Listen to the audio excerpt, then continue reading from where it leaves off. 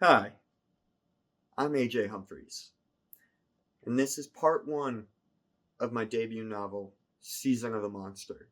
Part one? Yeah, because originally I serialized it so I could publish one book at a time and then offer this box set, which is super cool. But you're not here for that. I'd like to take you into the Black Hills of South Dakota, where one might find things like Mount Rushmore, Crazy Horse, wildlife. But one may also find a supernatural being of my own design.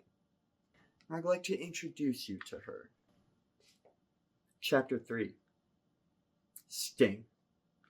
She's revitalized with the first rays of the rising sun. Her body knows when to wake her and exhausts itself into the deepest of sleeps whenever nightfall hits. She feels uncannily strong this morning, having finally eaten and dressed. Thankfully, Walter had tried to be thorough. There is an entire chamber with clothing of different sizes. He had thought of most everything. For all of it, she is grateful. She wishes they'd had a bit more time, though. It would have made last night harder. The first bite had disgusted her, but the second, it ravished her. She felt something she'd never felt before. It was similar to the Queen's kiss, except rather than incapacitating her, it drove her. One was a euphoric laziness, the other a passionate adrenaline. She'd bitten down with a growing tenacity each time, the joints pulled apart with intoxicating ease. She fed on it like a turkey leg at the county fair. When she was done, all that was left were bones and scraps. She made a mess of herself, but she was satisfied and had finally slept without hunger pains. Despite waking early and refreshed, she regrets how long she spent cleaning herself up in the stream. But now she looks presentable. That's most important. She looks forward to eating this evening.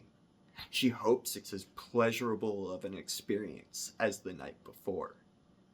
She also needs company. She needs to begin what did he call it?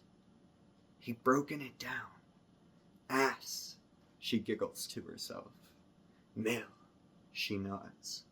Shun. Ass, mill, shun. Assimilation. Assimilation! Unfortunately, she hasn't seen a single soul on the trails this morning. Maybe she missed them. The world does look different now. Fuzzy, low definition, like a VHS tape. But the colors, they're more what? She can't quite describe it. Rather than blending, colors appear distinct. The subtle difference in greens and yellows and blacks and gray seem to distinctly pop. Hurry up, Kari! A man's voice echoes against the valley stream where she sits. It's a funny voice. It sounds like a Disney prince to her ear. Why don't you just wait? A lady's voice responds, soft and irritable. For God's sakes, woman. The man's voice grows louder, but sounds so proper to her ear. This is a 7-miler. We can't just mull about. The lady groans. It's quiet, but she hears it. She hears a lot of things. Her eyes may have gotten worse, but her hearing seems so much better.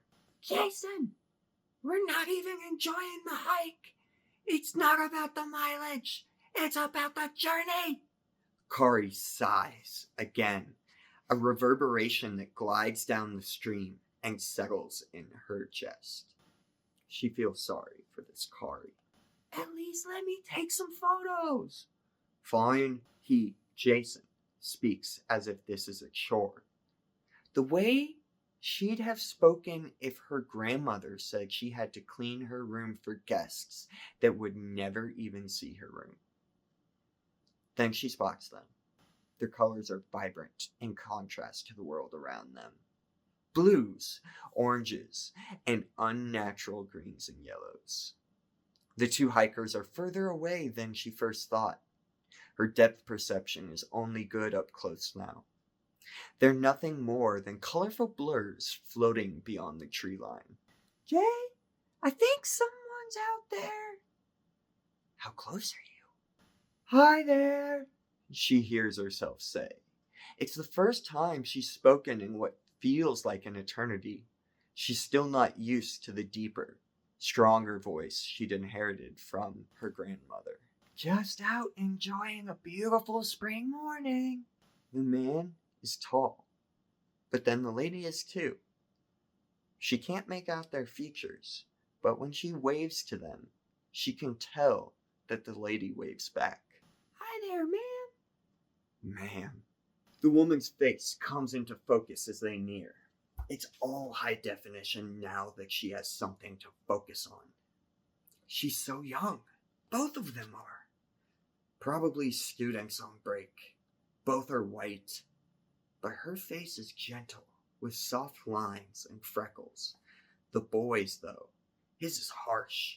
A strong jawline, acne scarring, a patchwork of stubble, and a permanent frown makes him seem unapproachable. I'm Kari. She announces it like Kari. He'd said Carrie. This is Jason. He doesn't say anything. Instead, he's fidgety. He doesn't want to be here. He feels uncomfortable. She can strangely feel that, a sensation under her skin. There's silence. They're waiting on her to introduce herself, she realizes. Come on, Kari. He says it with disdain before beginning to walk off. But she doesn't let Kari do the same. Her hand grabs the girl's with a speed that surprises even herself. It's instinct. Kari lets out a little whine as she squeezes. Just call me Queenie, she says. A burning chemical sensation in her fingertips boils, aching for release. A release that comes as Queenie drives her nails into the girl's hand. Kari whimpers once more. Jason doesn't even look back. The girl nods with a smile etched in fear. Trying to pull away, but Queenie can't let go. She needs to do one last thing. She slowly pushes the stolen sunglasses down the bridge of her nose, exposing her eyes.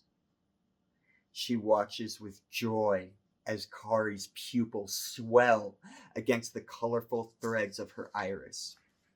Your eyes, there, they. She trails off. Queenie whispers, tomorrow morning, meet me in the same spot. Tell no one.